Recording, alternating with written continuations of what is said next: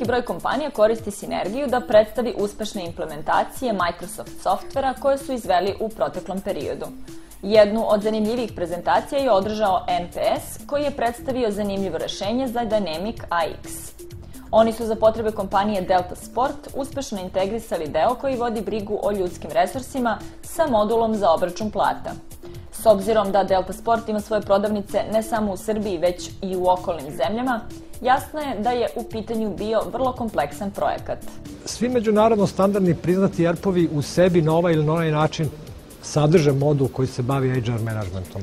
Microsoft Business Solutions Dynamics AX ili Axapta može da se pohvali sa veoma složenim HR management modulom. Sa druge strane, nijedan od međunarodno priznatih ERP-ova u svom sastavu nema obračun plata. Iz prostog razloga što svaka država ima svoju regulativu i gotovo je nemoguće napraviti nešto što bi bilo primenjivo, pa makar i na jednoj teritoriji tipa Zapadne Evrope. Partneri koji se bave implementacijom standardnih ERP-ova i koji su u stanju da razviju modul za plate, to i čine.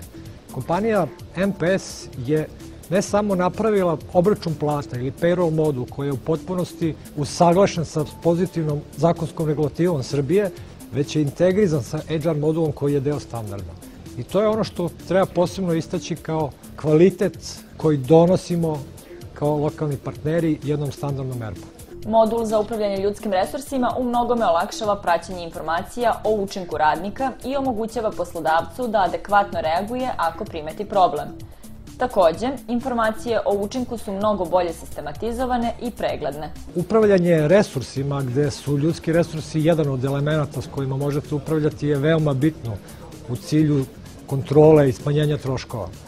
Delta Sport je bio primoran, kao i većina velikih kompanija u Srbiji i širom sveta, da vrši redukciju zaposlenih na taj način što će s jedne strane ih otpuštati, a sa druge strane dodeljivati prave poslove i zadatke.